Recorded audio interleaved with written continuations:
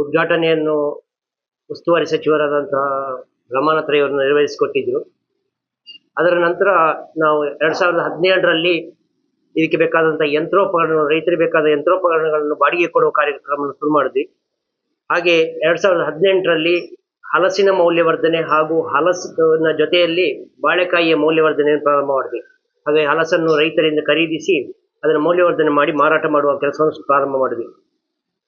2019ರಲ್ಲಿ ಅಡಿಕೆ ಖರೀದಿಯನ್ನು ಮಾಡಿದ್ವಿ.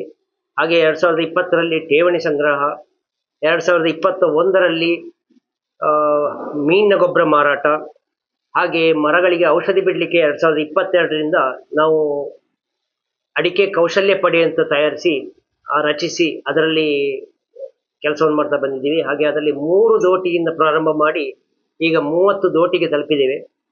30 ದೋಟಿಯಲ್ಲಿ ಕೆಲಸ ಆಗ್ತಾ ಉಂಟು. ಈಗ 2021-22ರಿಂದ ಪ್ರಾರಂಭ ಆದದ್ದು. ನಾವು ಈಗಾಗಲೇ ಅದರಲ್ಲಿ ಒಳ್ಳೆಯ ಜನಮನ್ನಣೆ ಹಾಗೂ ಪ್ರಶಂಸೆಯನ್ನು ಗಳಿಸಿದ್ದೇವೆ. 2023ರಲ್ಲಿ ತೆಂಗು ಕೊಯ್ಲಿನಿಗೆ ತಂಡವನ್ನು ರಚಿಸಿದ್ವಿ. ಹಾಗೆ 2023ರಲ್ಲಿ ಮಣ್ಣು ಪರೀಕ್ಷಾ ಕೇಂದ್ರವನ್ನು ಪ್ರಾರಂಭಿಸಿದ್ವಿ. ಹಾಗೆ ಪ್ರತಿ ವರ್ಷ ಒಂದಲ್ಲ ಒಂದು ರೀತಿಯಲ್ಲಿ ಹೊಸ ಹೊಸ ಯೋಜನೆಗಳನ್ನು ಹಾಕ್ತಾ ಹೊಸ ಹೊಸ ಕಾರ್ಯಕ್ರಮಗಳನ್ನು ನಿರೂಪಿಸಿಕೊಂಡು ನಾವು ಒಳ್ಳೆ ರೀತಿಯಲ್ಲಿ ಕೆಲಸ ಮಾಡ್ತಾ ಬಂದಿದ್ದೇವೆ. 2023ರಲ್ಲಿ ನಾವು ನೆಲ್ಲಿಗುಡ್ಡೆ ಅನ್ನುವ ಜಾಗದಲ್ಲಿ 3.3 ಎಕರೆ ಜಾಗವನ್ನು ಖರೀದಿ ಮಾಡಿದ್ವಿ. ಅದು ಕೂಡ ಒಳ್ಳೆಯ ಜಾಗ, ಯಾಕೆಂದರೆ ಅದರಲ್ಲಿ 2 ಎಕರೆ ತೋಟವೇ ಇದೆ, ಕೃಷಿ ತೋಟ ಇದೆ. ಹಾಗೆ ತೆಂಗು ಮತ್ತು ಅಡಿಕೆ ತೋಟ ಇದೆ. ಅದರಲ್ಲಿ ನಾವು ಈಗ ಹಲಸನ್ನು ಕೂಡ ನಟ್ಟಿದ್ದೇವೆ. ಇನ್ನು ಮುಂದಕ್ಕೆ ನಮ್ಗೆ ಅದರಿಂದ ಪ್ರಯೋಜನ ಆಗ್ಬೋದು ಅಂತ ಹೇಳಿ.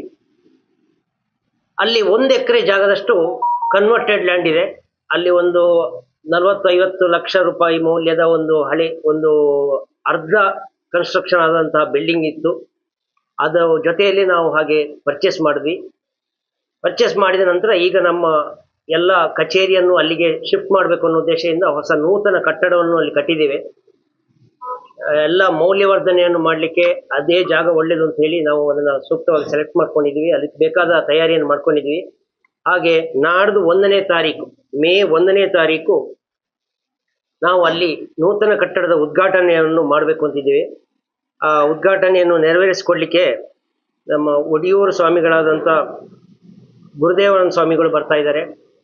ಅದರ ಜೊತೆಯಲ್ಲಿ CPCRIಯ ಮುಖ್ಯಸ್ಥರಾದ ಡಾಕ್ಟರ್ ಹೆಬ್ಬಾರ್ರವರು, ನಮ್ಮ ತೋಟಗಾರಿಕಾ ಇಲಾಖೆಯ DD ಆದಂತಹ D ಮಂಜುನಾಥ್ ಅವರು, DD ಆದಂತಹ HR ನಾಯಕ್ ಅವರು, KS ಅಶೋಕ್ ಕುಮಾರ್ ಇವರು, ಹಾಗೆ ದೊಡ್ಡ ಕೃಷಿಕರು ಬೆಂಗಳೂರಿನಲ್ಲಿರುವ SDFCಯ ಪ್ರಕಾಶ್ ಅನ್ನೋರು, ಇವರು ಇಷ್ಟು ಜನ ಬರ್ತಾ ಇದ್ದಾರೆ. ಅವರ ಸಮ್ಮುಖದಲ್ಲಿ ಇದನ್ನು ಉದ್ಘಾಟನೆಗೊಳಿಸಿ ಜೊತೆಯಲ್ಲಿ ಹಲಸು ಮೇಳವನ್ನು ನೆರವೇರಿಸಬೇಕು ಅಂತಿದ್ವಿ.